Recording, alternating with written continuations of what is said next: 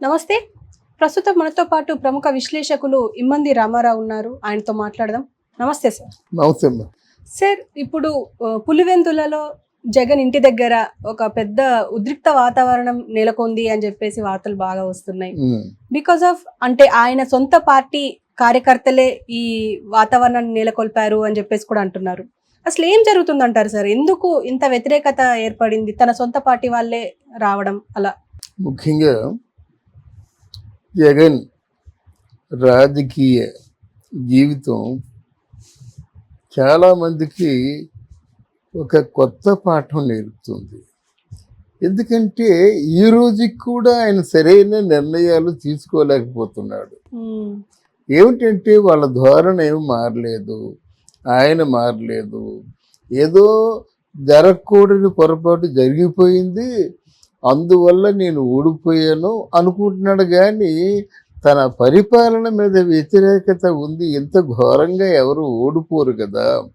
తర్వాత ఆయన ఇంకో మాట అంటున్నాడు, 2029లో తెలుగుదేశం కూటమికి కనీసం 10 దాటనివ్వనని చెప్తున్నాడు. అంటే సింగిల్ డిజిట్లోనే వస్తాయి, రాకపోతే ఏదేదో అంటారన్నమాట.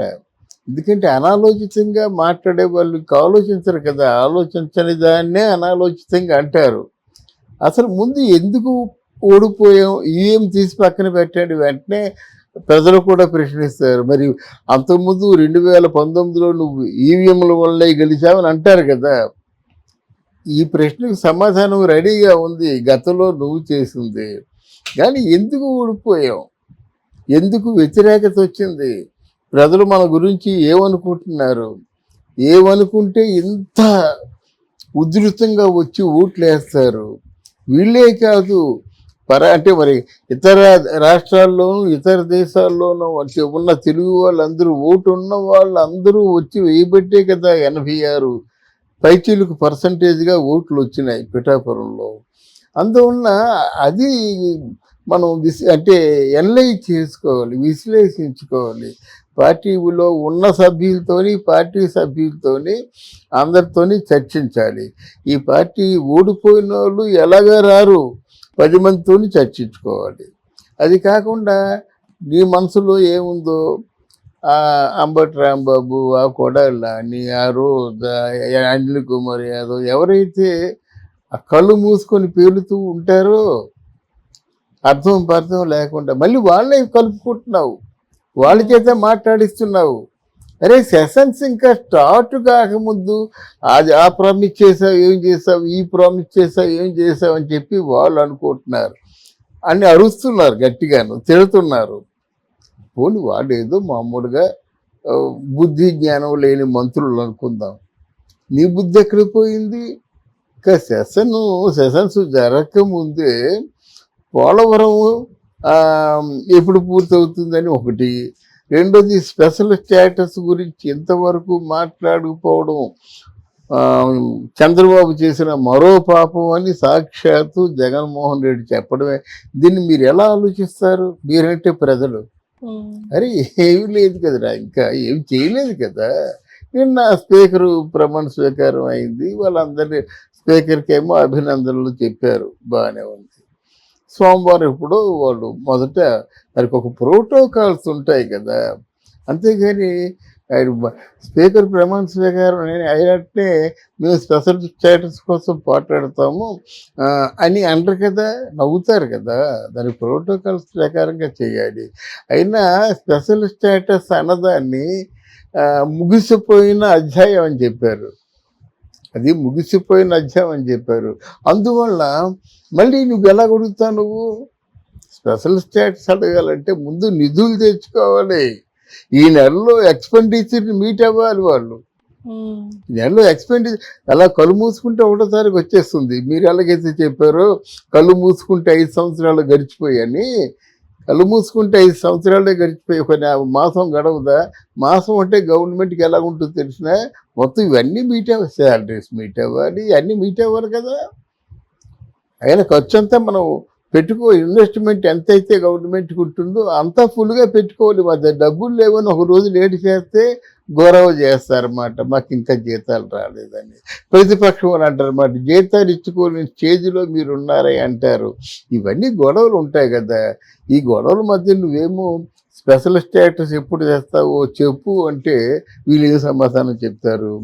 ఈ ఉపోద్ఘాతం ఎందుకు చెప్పానంటే, పులివెందుల్లో వాళ్ళ పార్టీ వాళ్ళే తిరగబడ్డారు. అసలు పులివెందుల్లో నీ నేపథ్యం ఏమిటి? నీ చెల్లి షర్మిల, ఇంకొక చెల్లి సునీత, వీళ్ళిద్దరూ నిన్ను తిట్టకుండా తిట్టారు. ఫయానా నీ తల్లే మా షర్మిలమ్మకి ఓటేయండి అని చెప్పింది. ఇది నీ నేపథ్యం ప్రస్తుతాన్ని పులివెందుల్లో. అందరూ వీడెక్కిపోయి ఉన్నారన్నమాట. నువ్వు పులివెందుల బిడ్డవేనా? అక్కడ అందరూ ప్రేమిస్తున్నది బీటెక్ రవిని, తెలుగుదేశం పార్టీ. ఓడిపోయినప్పుడు కూడా ఆయన పెద్ద ఆఫీసు అంతా సక్రమంగా అంటే ప్రజా దర్బార్లు ఇవన్నీ మెయింటైన్ చేసుకుంటూ పులివెందులని నమ్ముకొని ఉన్నాడు. నువ్వు ఎప్పుడో ఎలక్షన్లో పోటీ చేసే ముందు వస్తావు, నమస్కారం పెడతావు. మళ్ళీ 5 సంవత్సరాల తర్వాత వస్తే ఏం చేస్తారు ప్రజలు? కడుపు మంట, తిరగబడ్డారు. తిరగబడితే నీ ప్రజలే కదా, నీకు భయం ఎందుకు? ఇప్పుడు ఎవరైనా మన ఊరు వెళ్ళినప్పుడు పొంగిపోతాం అన్నమాట. ఎందుకంటే అందరూ మన వాళ్ళే. అదే ఆ జ్ఞాపకాలు ఇవన్నీ చూసి అసలు ఎవరైనా ఎందుకు మనకి ఆ ఊర్లో పుట్టి పెరిగినప్పుడు. కానీ ఆ ఊరు వాళ్ళే నీ మీద దాడి చేశారంటే నువ్వు ఎంతగా పతనం అయిపోయావో ఆలోచించాలి. నీ వ్యక్తిగత సిబ్బంది చేత 30 మంది ప్రొటెక్షన్ పెట్టుకున్నావు. వాళ్ళు ఏం చేస్తారు? మాట వినకపోతే లాఠీ చార్జ్ చేస్తారు, కొడతారు, బౌన్సర్లు ఎత్తి గుద్దుతారు. అయితే నువ్వు చంపేది ఎవరిని? నీ ప్రజలనే కదా. అందువల్ల నువ్వు చేసిన పనులు నీ సొంత గడ్డ మీదే తిరుగుబాటు చేయించేలా చేశాయి. ఈ తలకాయ నొప్పులన్నీ మానేసి ఈ నువ్వు చెబుతున్న మాటలు కానీ, మీ మంత్రులు చెప్తున్న మాటలు కానీ మానేసి అసలు ఎలాగా ప్రజా సమస్యల్ని పరిష్కరించాలన్నది ఆలోచించుకుంటే బాగుంటుంది. లేకపోతే తగిన మూల్యం చెల్లించుకోవాల్సి ఉంటుంది. ఇది అంతం కాదు, ఆరంభం మాత్రమే. నెలలో ఎక్స్పెండిచర్ అలా కళ్ళు మూసుకుంటే ఒకటోసారికి వచ్చేస్తుంది. మీరు ఎలాగైతే చెప్పారో కళ్ళు మూసుకుంటే 5 సంవత్సరాలు గడిచిపోయాయని, కళ్ళు మూసుకుంటే 5 సంవత్సరాలే గడిచిపోయి ఒక మాసం గడవదా? మాసం అంటే గవర్నమెంట్కి ఎలా ఉంటుందో తెలిసిన మొత్తం ఇవన్నీ మీట్ అవ్వాలి, శాలరీస్ మీట్ అవ్వాలి, అన్నీ మీట్ అవ్వాలి కదా. అయినా ఖర్చు అంతా మనం ఇన్వెస్ట్మెంట్ ఎంతైతే గవర్నమెంట్కి ఉంటుందో అంతా ఫుల్గా పెట్టుకోవాలి. మధ్య డబ్బులు లేవని ఒక రోజు లేట్ చేస్తే గౌరవ చేస్తారన్నమాట, మాకు ఇంకా జీతాలు రాలేదని. ప్రతిపక్షం అని అంటారన్నమాట, జీతాలు ఇచ్చుకోని స్టేజ్లో మీరు ఉన్నారని అంటారు. ఇవన్నీ గొడవలు ఉంటాయి కదా. ఈ గొడవల మధ్య నువ్వేమో స్పెషల్ స్టేటస్ ఎప్పుడు చేస్తావో చెప్పు అంటే వీళ్ళు ఏం సమాధానం చెప్తారు? ఈ ఉపోద్ఘాతం ఎందుకు చెప్పానంటే, పులివెందుల్లో వాళ్ళ పార్టీ వాళ్ళే తిరగబడ్డారు. అసలు పులివెందుల్లో నీ నేపథ్యం ఏమిటి? నీ చెల్లి షర్మిల, ఇంకొక చెల్లి సునీత, వీళ్ళిద్దరూ నిన్ను తిట్టకుండా తిట్టారు.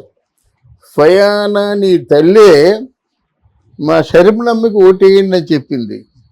ఇది నీ నేపథ్యం ప్రస్తుతాన్ని పులివెందుల్లో. అందరూ వీడెక్కిపోయి ఉన్నారన్నమాట.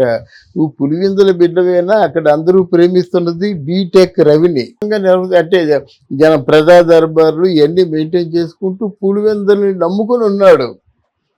నువ్వు ఎప్పుడో ఎలక్షన్లో పోటీ చేసే ముందు వస్తావు, నమస్కారం పెడతావు. మళ్ళీ 5 సంవత్సరాల తర్వాత వస్తే ఏం చేస్తారు ప్రజలు? కడుపు మంట, తిరగబడితే నీ ప్రజలే కదా, నీకు భయం ఎందుకు? ఇప్పుడు ఎవరైనా మన ఊరు వెళ్ళినప్పుడు పొంగిపోతాం అన్నమాట. ఎందుకంటే అందరూ మన వాళ్ళే. అదే ఆ జ్ఞాపకాలు ఇవన్నీ చూసి అసలు ఎవరైనా ఎందుకు మనకి ఆ ఊర్లో పుట్టి పెరిగినప్పుడు. కానీ ఆ ఊరు వాళ్ళే నీ మీద దాడి చేశారంటే నువ్వు ఎంతగా పతనం అయిపోయావో ఆలోచించాలి. నీ వ్యక్తిగత సిబ్బంది చేత 30 మంది ప్రొటెక్షన్ పెట్టుకున్నావు. వాళ్ళు ఏం చేస్తారు? మాట వినకపోతే లాఠీ చార్జ్ చేస్తారు, కొడతారు, బౌన్సర్లు ఎత్తి గుద్దుతారు. అయితే నువ్వు చంపేది ఎవరిని? నీ ప్రజలనే కదా. అందువల్ల నువ్వు చేసిన పనులు నీ సొంత గడ్డ మీదే తిరుగుబాటు చేయించేలా చేశాయి.